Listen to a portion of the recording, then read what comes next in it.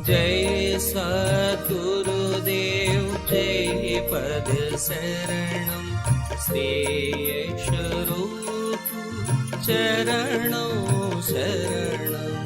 जय सद्गुरुदेव जय पद शरणं श्रेयस्वरूप चरणों शरणं।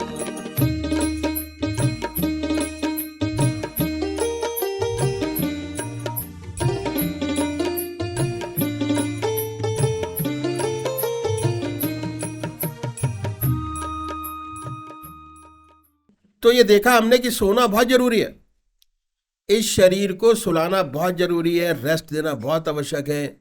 ऐसे ही हमारा सूक्ष्म शरीर है जिससे हम सोच विचार का काम लेते हैं, इसको भी नींद देना बहुत आवश्यक है। हमारे ऋषियों ने, महर्षियों ने इस बात को जाना, इसलिए उन्होंने कहा कि आधा घंटा सुबह और आधा घंटा सायकाल भगवान की आराधना करो, पूजा करो। परमात्मा की पूजा करो तो भगवान में चित्त एकाग्र होगा,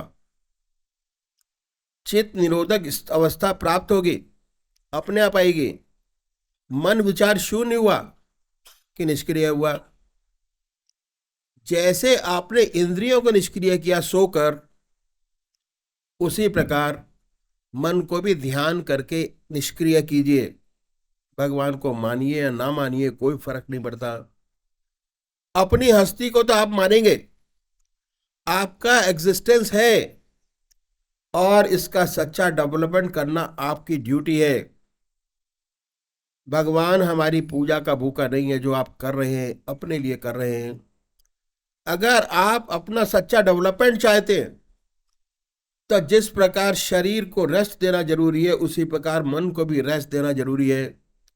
और ये जो पूजा का विधान है, कंसंट्रेशन, मेडिटेशन, वह मन को रेस्ट देना है। मन को एक तरफ लगा देते हैं। मन का काम है सोचना विचारना, एक जगह लगा दिया, विचार शून्यता आ गई, उसे रेस्ट मिलने लगा।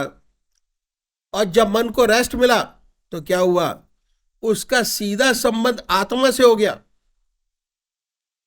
और आत्मा में आनंद और चैतन्यता उस मन में आ गई। उसके बाद आप कितना हल्का फुल्का महसूस करेंगे, कितनी अनुपम शांति, आनंद मिलेगा, ये अनुभव का विषय है। उसके बाद सुंदर सुंदर विचार आते हैं, वह समस्याएं हल होती हैं जो सारी जिंदगी हल न हुई हो, ऐसी ऊंची शक्ति प्राप्त होती है। కనుక ఏ విధంగా అయితే నిద్ర ద్వారా శరీరానికి విశ్రాంతి ఇస్తున్నామో, పూజ, ధ్యానం, అభ్యాసం అనేటువంటి ద్వారా వాటిని ఆచరించడం ద్వారా మనసుకు కూడా విశ్రాంతి ఇవ్వాలి.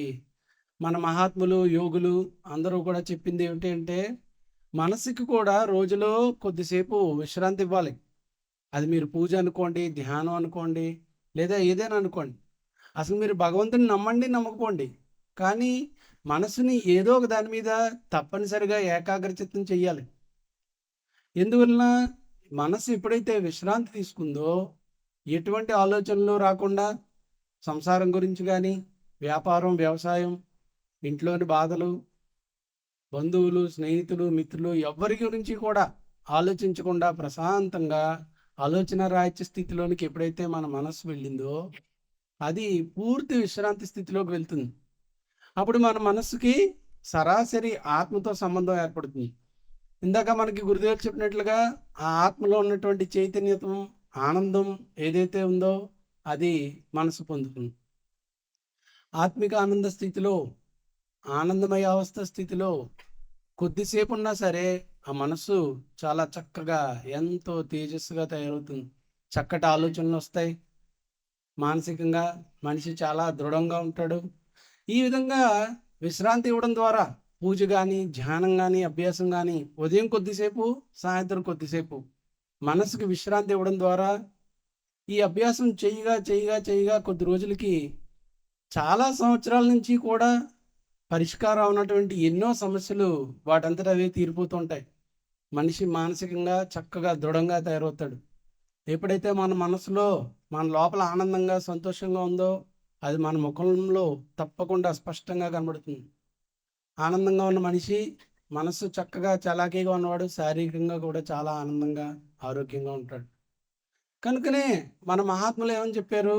ఈ మానవ జీవితంలో ఉంటూ ఆనందంగా, సంతోషంగా ఉండాలి అంటే తప్పనిసరిగా మనస్సుకి ఉదయం, సాయంత్రం పూజ రూపేణా కానీ, ధ్యానము, ఏకాగ్రత రూపేణా కానీ కొద్దిసేపు విశ్రాంతిని ఇవ్వడం అత్యంత ఆవశ్యకం అని చెప్తూ ఉన్నారు. सच्चा ज्ञान हमें प्राप्त होने लगता है।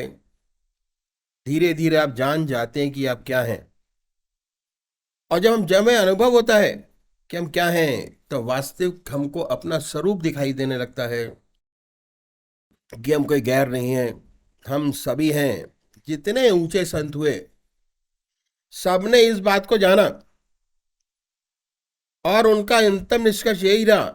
महात्मा तुलसीदास जी ने कहा, जड़ चेतन जग जीव जगत सकल राम में जान। सूरदास जी को हर प्राणी में, पशु में, लता में, वृक्षों में भगवान कृष्ण नजर आते थे। ईसा ने कहा, अपने पड़ोसी को भी अपनी आत्मा की तरह प्यार करो। लेकिन कब होगा? जब तक नहीं हो सकता, जब तक ये अनुभव ना हो जाए कि हमारे अंदर जो आत्मा है सभी में वही आत्मा है। इस अनुभव के लिए पूजा, मेडिटेशन, कंसंट्रेशन बहुत जरूरी है। पूजा का क्रिया, प्रैक्टिकल तरीका मेडिटेशन का हमारे महर्षियों ने बताया कि एक तरफ मन को लगा दो, वह विचार शून्य हो जाएगा। अगर ऐसे ही विचार शून्य करने की कोशिश करेंगे तो नहीं हो पाएगा। बहुत से लोग शून्य का ध्यान करने की कोशिश करते हैं, नहीं होता। अति कठिन है।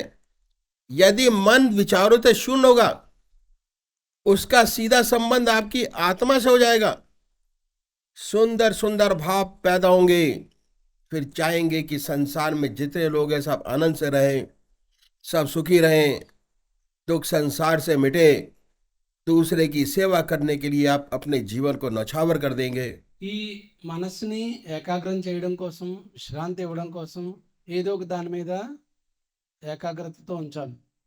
చాలామంది శూన్యాన్ని చూస్తూ శూన్య స్థితిలో ధ్యానం చేస్తూ ఉంటారు. చాలామంది ఏదో ఒక వస్తువు మీద, చాలామంది ఏదో ఒక భగవంతుని యొక్క రూపం మీద మనసును నిలిపి ఏకాగ్రచిత్తం చేస్తూ ఉంటారు. ఎప్పటి వరకు అయితే ఈ మనస్సులో అత్యంత ఉన్నతమైనటువంటి సంస్కారాలు, చక్కటి ఆలోచనలు కలగలేదో అప్పటిదాకా కూడా మన జీవనం ఉద్ధరింపబడదు. సరైన విధంగా జీవించాలి అంటే, మనసు చక్కటి స్థితిలో ఉండాలి అంటే ముందు మన లోపల మార్పు రావాలి. తులసీదాస్ గారు కూడా ఇదే తెలియచేశారు. ఏమని? రాళ్ళు, పశుపక్షాదులు, సకల జీవులు ఎందు కూడా రామచంద్రమూర్తిని దర్శించేవారు. గుడ్డివాడైనటువంటి సూరదాస్ గారు కూడా తీగలు, లతలు, చెట్లు, ఆఖరికి కంకర్రాళ్ళు, చిన్న చిన్న రాళ్ళు, గోడలు, తలుపులు అన్నిటిలోనూ కూడా తన ఇష్టదైవమైనటువంటి శ్రీకృష్ణ భగవాను దర్శించారు. యేసుక్రీస్తు వారు కూడా అదే చెప్పారు.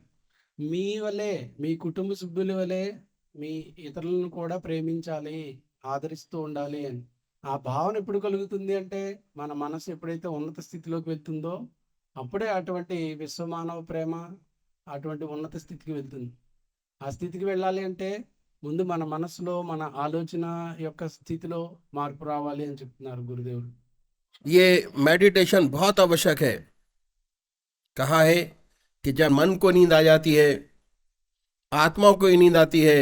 कहा है जब दिल को नींद आ जाती है और रूह भी गाफिल होती है, तब मैं अकेला होता हूँ और यार की महफिल होती है। जब मन सो गया, आत्मा को भी आराम मिला, तब परमात्मा का दिव्य दर्शन होता है, सच्चा ज्ञान प्राप्त होता है। तो मेडिटेशन बहुत जरूरी है। अगर सच्चा विकास, डेवलपमेंट चाहते हैं, अपना दुनिया का हित चाहते हैं, तो मेडिटेशन बहुत जरूरी है। आपको अपने मन को रेस्ट देना पड़ेगा। और हमारे ऋषि मुनियों ने अपने अनुभव को इस बात को जाना और इस बात पर जोर दिया कि हर मनुष्य आधा घंटा सुबह और आधा घंटा सायंकाल मेडिटेशन, ध्यान अवश्य करना चाहिए।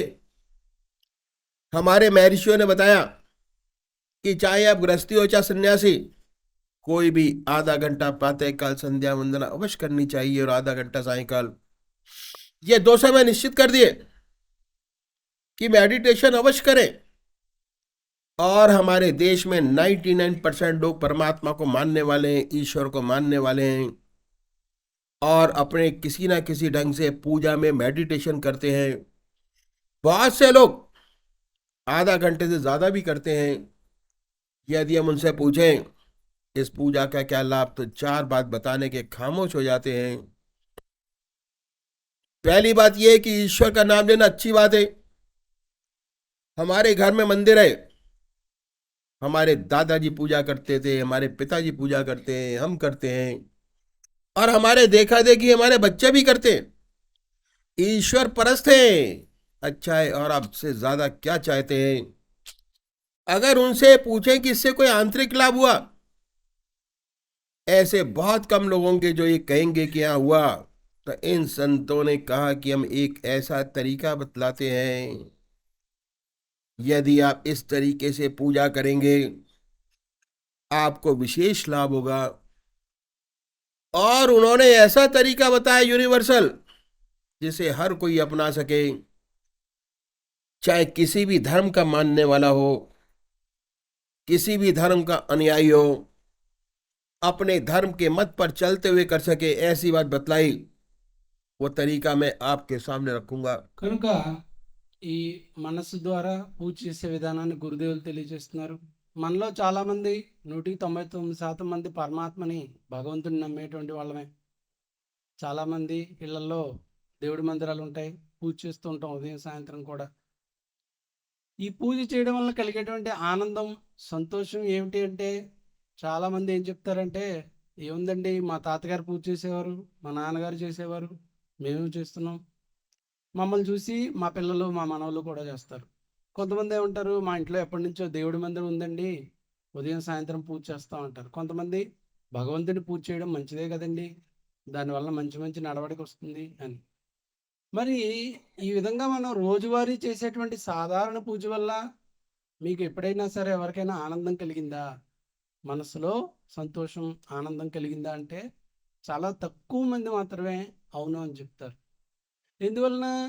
నిజానికి ఈ శారీరక పూజ అంటే మనం ఉదయం సాయంత్రం చేసేటువంటి ధూపదీప నైవేద్యాలు, పుష్పాలంకరణ, అదేవిధంగా కీర్తనలు, స్తోత్రాలు, ఇవన్నీ కూడా భగవంతుని యందు మనకి భక్తిని ఏర్పాటు చేస్తాయి. పరమాత్మని దర్శించాలని, భగవంతుని పొందాలని ప్రేరణ కలిగిస్తాయి తప్ప మనసులో చెరపలేనటువంటి ముద్ర మాత్రం వేయలేవు. ఎందుకంటే ఎక్కువలో ఎక్కువసేపు మహా అయితే ఒక అర్ధగంట కూర్చుంటాం, లేదా 40-45 నిమిషాలు కూర్చుంటాం, అంతకుమించి కూర్చోలేం పూజలో. కాళ్ళు నొప్పులు పెట్టేస్తాయి, లేదా ఇంట్లో చేయాల్సిన పనులు గుర్తొస్తాయి. ఇవన్నీ కూడా మనసులోకి వచ్చేస్తాయి. భగవంతుడి యొక్క స్థానంలో సంసారం తాలూకా బాధ్యతలు, బరువులు, కష్టాలు ఇవన్నీ వస్తాయి. మహాత్ములు ఏమని తెలియజేస్తున్నారు?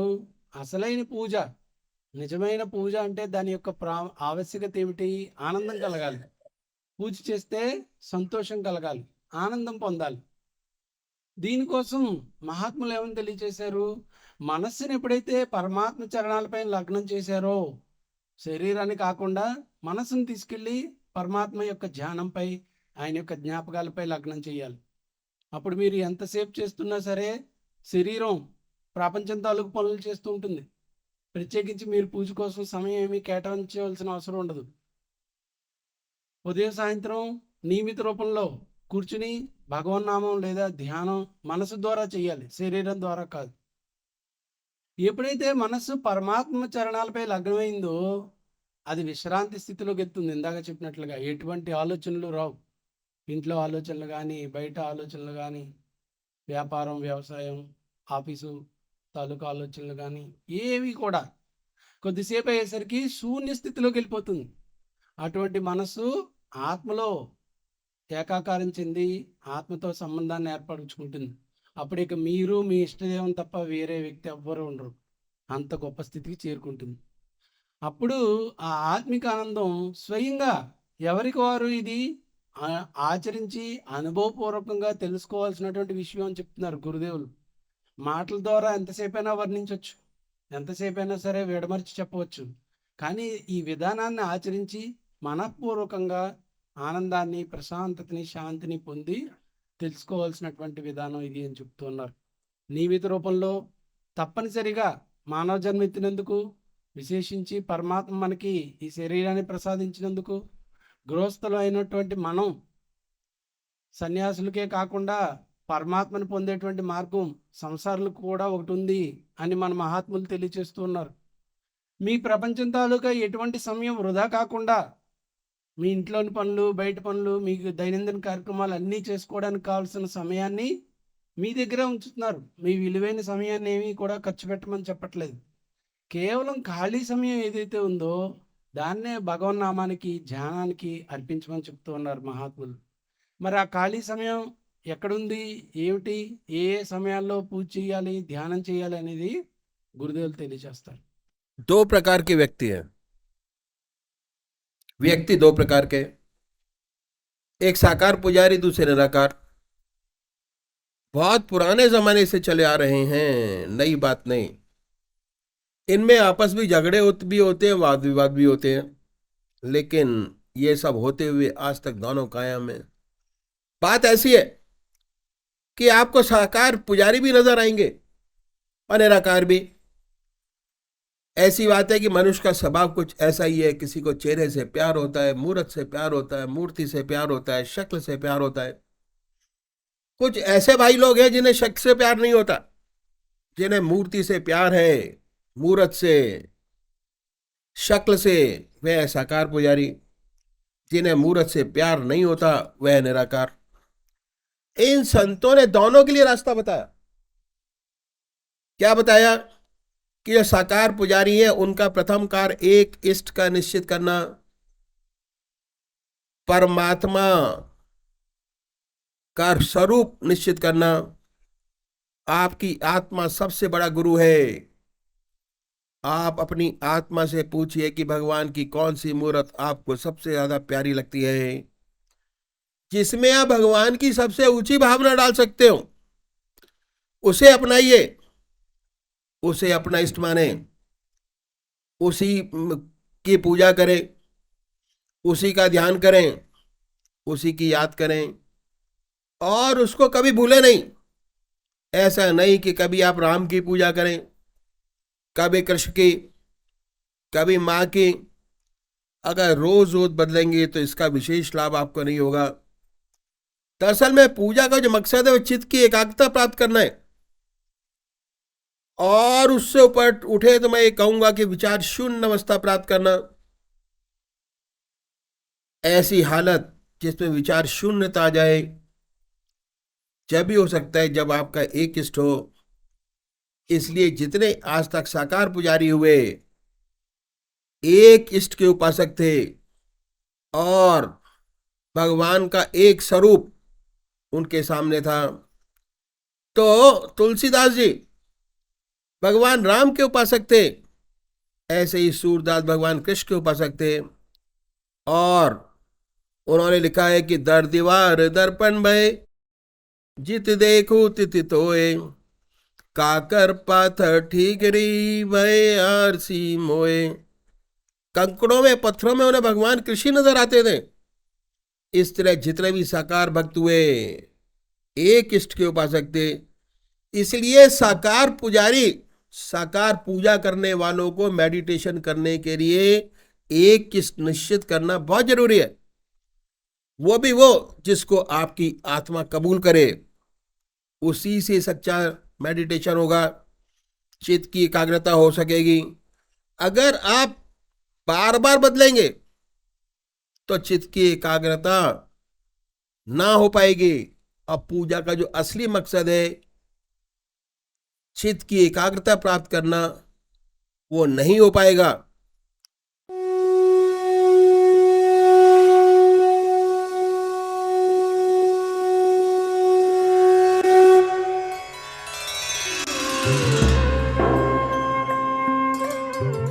ध्यान योग के कार्यक्रम आनंद योग से निशुल्क जुड़ने के लिए संपर्क करें 9810239677.